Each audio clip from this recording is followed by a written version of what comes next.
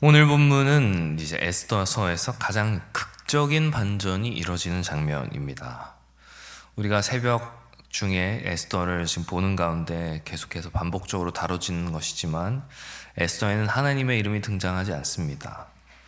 하나님이 완전히 부재한 것만 같은, 그리고 페르시아의 암약과 암투만 보이는 것 같은 책이 에스더입니다. 그러나 에스더는 하나님의 이름이 언급되지 않더라도 하나님의 손길은 계속해서 역사하신다라는 것입니다. 그리고 오늘 본문은 에스더서의 어떤 클라이막스로서 하나님이 아니셨으면 이루어지지 않았을 놀라운 반전을 보여줍니다. 이 세상에 우연이란 없습니다. 행운도 없습니다. 운명도 없습니다. 오직 하나님의 섭리만 있을 뿐입니다.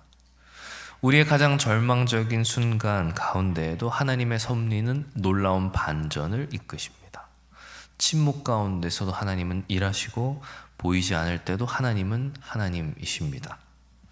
오늘 본문 이런 표현으로 시작합니다. 그날 밤에 왕이 잠에 오지 않았다.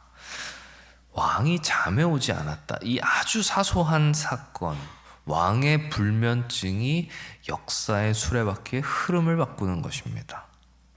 왕이 그날 밤 잠이 오지 않았던 것도, 그래서 왕이 많은 책 중에 역대 일기, 그러니까 궁중실록을 가져와 읽게 한 것도, 그리고 그 많은 역대 일기 중에서도 모르드게가 왕의 생명을 구하였던 그 과거의 역사를 하필 그날 그 저녁에 읽은 것도 우연이 아닙니다.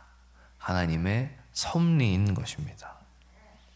바로 그날 하만이 모르드게를 처형하기 위해서, 그걸 아뢰기 위해서 왕을 찾아올 계획을 세웠던 바로 그날 밤에 하나님께서는 왕에게서 잠을 거두셨습니다. 그리고 수많은 역사 기록 중에서 하필 모르드게의 충성과 헌신에 대한 기록을 읽게 하셨습니다. 우연이 아니라 하나님의 타이밍입니다. 하나님의 섭리는 종종 가장 일상적이고 사소한 것을 통하여서 가장 놀라운 방식으로 드러나게 됩니다. 하나님은 반드시 거창한 기적만으로 일하지 않으십니다. 불면증, 우연한 만남, 그리고 잊혀진 기억을 되새기는 회상, 이런 사소한 일들을 통하여서도 하나님께서는 자신의 그 위대한 계획들을 이루어 가시는 것입니다. 요셉이 형들에 의해 노예로 팔려갈 때 누가 그가 애굽의 총리가 될 것이라 상상했겠습니까? 다윗이 골리앗과 싸우러 그 앞에 나아갔을 때 누가 그 소년이 이스라엘의 왕이 될 것이라고 생각했겠습니까? 근데 우리 삶에도 그러한 순간들이 있지 않습니까? 그 당시에는 도무지 이해할 수 없었던 일들이 나중에 보니까 하나님의 섭리라고 느껴졌던 경험 말입니다. 그 어려운 시간, 그 아팠던 경험, 그 예상하지 못했던 변화들이 나중에 보니까 하나님의 선하신 계획의 일부였구나 깨닫게 되는 순간입니다. 그때 비로소 하나님이 나에게 그런 계획을 가지고 계셨구나, 나중에 이렇게 고백하게 되는 것입니다.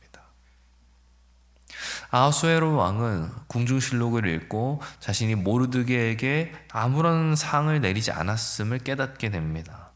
그리고 걔 밖에 누구 없느냐 그랬더니 하필 마침 그 시간에 하만이 왕을 보러 궁정에 들어왔습니다.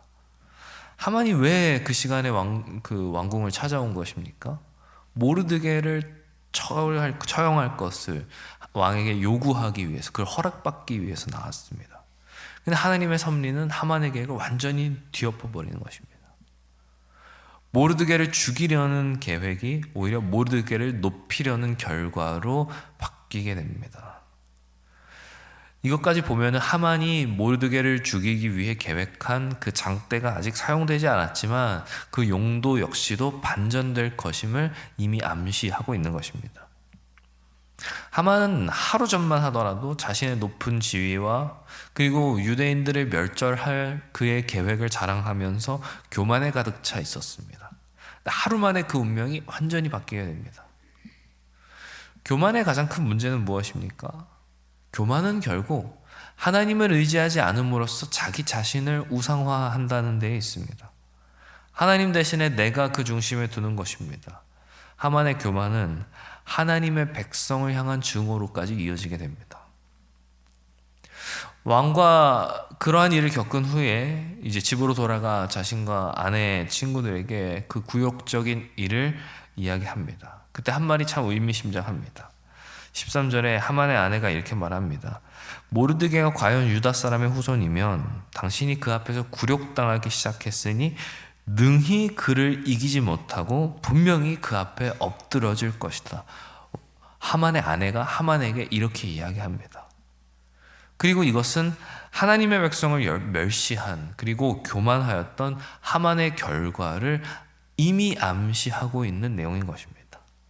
그런데 또 바로 그때, 마침 그때 왕의 내시들이 와서 하만을 에스더와 베푼 자리로 그 잔치로 급하게 하만을 데리고 갑니다. 하만의 결정된 운명이 지금 흘러가고 있음을 보여주는 것입니다. 그 잔치 자리에서 왕과 에스더, 하만이 함께 식사를 하고 있었습니다. 왕은 에스더에게 소청이 무엇인지 다시 한번 묻습니다. 에스더는 용기를 내어서 자기의 진짜 소원을 왕에게 아뢰입니다. 무엇이었습니까? 자기 민족의 생명이었습니다. 그리고 왕에게 나와 내 민족의 생명을 해치려는 자가 있다 이렇게 말합니다. 왕은 감히 그것이 누구시냐 물었고 에스더는 그 자가 바로 여기 이 하만이다. 굉장히 드라마틱한 장면이지 않습니까? 여기까지 흘러오는 이 장면들이. 근데 우리는 여기서 하만의 인생의 반전을 조금 더 눈여겨보아야 됩니다. 그 바로 전날까지만 하더라도 굉장히 교만하게 유대인 전체를 절멸시키려 하였던 이 하만이 이제는 한 유대인 앞에서 목숨을 구걸하게 되는 그 반전 말입니다. 왕은 하만의 계획을 듣고 분노에 가득 차 잠시 바람을 쐬러 이제 그 자리를 피합니다. 이것도 참 의아한 장면입니다. 하만과 에스더를 그 자리에 두고 왕이 자리를 피하는 것입니다. 하만은 에스더 앞에 그 걸상 앞에 엎드려서 생명을 구합니다. 근데 왕이 마침 또 그 자리로 돌아왔을 때 그 장면을 보고 야, 이 하만이 이제는 내 왕비 에스더를 겁탈하려 하는구나 그렇게 오해하게 됩니다. 에스더를 이쯤 읽으신 분들이라면 에스더에서 마침 하필 우연히 라고 하는 어떤 장면이 나올 때 우리는 그것을 어떻게 보아야 할지 알고 있습니다. 무엇입니까? 우연이 아닌 하나님의 섭리입니다. 그래서 그 하나님의 섭리로 인하여서 그 하만을 두고 왕의 내시 중 한 명이 이렇게 또 이야기하는 것입니다. 하만의 집에 높이 50규빗의 장대가 있는데 그가 이제 모르드게를 매달려고 만든 장대입니다. 거기에 하만을 맸다는 것이 어떻겠습니까? 그리고 왕이 그것을 좋게 여기고 그 장대에 하만을 매다니 7장 10절 보니까 뭐라고 되어 있냐면 왕의 노가 그쳤다 이렇게 되어 있습니다. 참 재밌는 거라서 요거 하나만 좀 짚고자 하면 여기서 10절 9절이 모르드게를 매달려고 한 나무에 하만을 다니 왕의 노가 그치니라 우리말 성경에 이렇게 되어 있는데요. 원문에는 굉장히 이상하게 기록되어 있습니다. 그래서 원문대로 이걸 직역하면 이렇습니다. 모르드게를 매달려고 한 나무에 하만을 다니 왕의 노가 그쳤다. 이렇게 이상하죠. 문법적으로 말이 안 되게 적혀 있습니다. 근데 왜 이것을 하필 이 중요한 핵심 구절에 문법적으로 이상하게 이것을 기록해 놓았을까? 그쳤다. 저는 이것이 이중적인 표현으로 봅니다. 왕의 노가 그쳤다. 이것이 1차적으로는 인간 왕 아하수에로의 분노가 그쳤다는 것을 표현하기도 하지만 그 이면에서 하나님의 백성을 괴롭게 하였던 하만을 향한 만물의 주권자이자 왕이신 하나님의 분노가 그쳤다. 저는 이것을 의미한다고 봅니다. 더 많이 이야기하고 싶지만 여기서 넘어가고 오늘 본문을 보면 어떻습니까? 하나님의 구원은 종종 예상치 못한 방법으로 우리에게 임하게 됩니다. 누가 감히 왕의 불면증이 유대 민족 전체의 구원의 시발점이 될 것을 상상할 수 있었겠습니까? 누가 모르드게가 해를 입을 것이라고 생각했던 바로 그날에 왕 다음으로 존귀한 자리에 오를 것이라고 누가 상상했겠습니까? 누가 하만을 위해서 베풀었던 그 잔치의 자리가 하만의 파멸의 현장이 될 것이라고 상상할 수 있었겠습니까? 하나님께서는 우리의 상상을 뛰어넘어 일하시는 분이십니다. 에스더는 그것을 보여줍니다. 우리가 마지막에 주의 깊게 보고자 하는 것은 이것입니다. 모르드게를 죽이려고 만들었던 나무에 하만 자신이 매달려 죽게 되는 장면은 하나님의 아들을 죽이고자 하였지만 도리어 죄의 권세가 정죄당하였던 갈보리의 십자가를 우리에게 보여줍니다. 하만은 의인 모르드게를 죽이기 위해서 장대를 세웠지만 그 장대가 오히려 자기를 심판하는 도구가 되었습니다. 죄인인 우리는 흠 없으신 예수 그리스도 하나님의 아들을 매달려고 십자가를 만들었지만 십자가는 우리의 죄가 못 박혀 죽는 결과를 낳았습니다.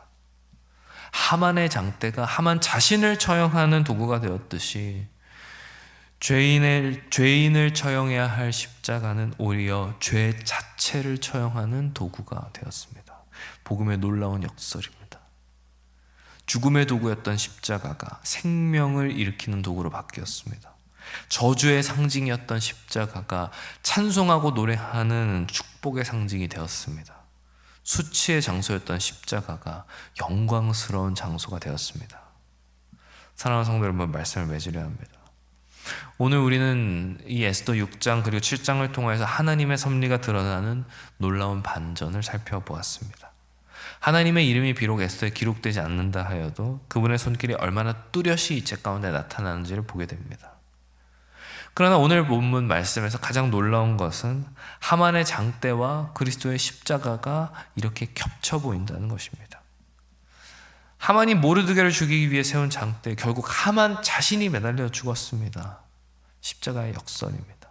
예수님을 죽이기 위해 세웠던 십자가에서 죄와 사망의 권세가 못 박히는 승리의 장소가 된 것입니다. 인류는 죄로 인해 심판의 장대를 스스로 세웠습니다. 그리고 그 장대에는 우리가 달려 죽기에 마땅한 죄인들이었습니다. 그런데 하나님께서는 그 장대를 십자가로 바꾸셨고 죄 없으신 예수 그리스도를 그곳에 매달아 죽이심으로 우리에게 구원을 베풀어 주시고 죄의 권세를 멸하셨습니다. 이것이 복음의 능력입니다. 우리가 매달려야 할 그곳에 우리의 죄가 아닌 하나님의 아들이 매달리심으로 우리의 죄가 사함받게 되는 것, 죽음의 도구가 생명의 도구가 되는 것. 오늘날 우리가 살아가는 이 시대도 에스더의 상황과 크게 다르지 않은 것 같습니다. 하나님이 우리 눈에 보이지 않는 것 같고 그분의 음성이 들리지 않는 것 같은 시기가 우리의 인생 가운데에도 있습니다. 심지어 우리의 인생의 모든 상황과 놓여 있는 고난들이 하나님의 뜻과 정반대로 진행되는 것 같아 보일 때도 있습니다. 그러나 에스더가 우리에게 보여주듯이 하나님께서는 보이지 않는 곳에서도 여전히 일하고 계십니다. 그 말인즉슨 하나님께서는 지금도 우리에게 놀라운 반전의 일들을 행하신다는 것입니다. 심지어는 우리의 실패와 우리의 절망까지도 사용하여서 우리의 인생을 영광으로 반전시키시는 것입니다. 사랑하는 성도 여러분, 부디 바라옵기는 갈보리의 십자가가 저 하늘의 하나님과 이 땅의 인간 사이에 다리가 되었듯이 하만의 장대가 하나님의 심판과 구원의 도구가 되었듯이 우리의 삶의 가장 어두운 그 순간들도 하나님의 영광을 밝히 드러낼 수 있는 도구가 되기를 소망하는 그 믿음으로 오늘 하루를 살아내시는 저와 여러분들 다 되시기를 주님의 이름으로 축원합니다. 기도합니다.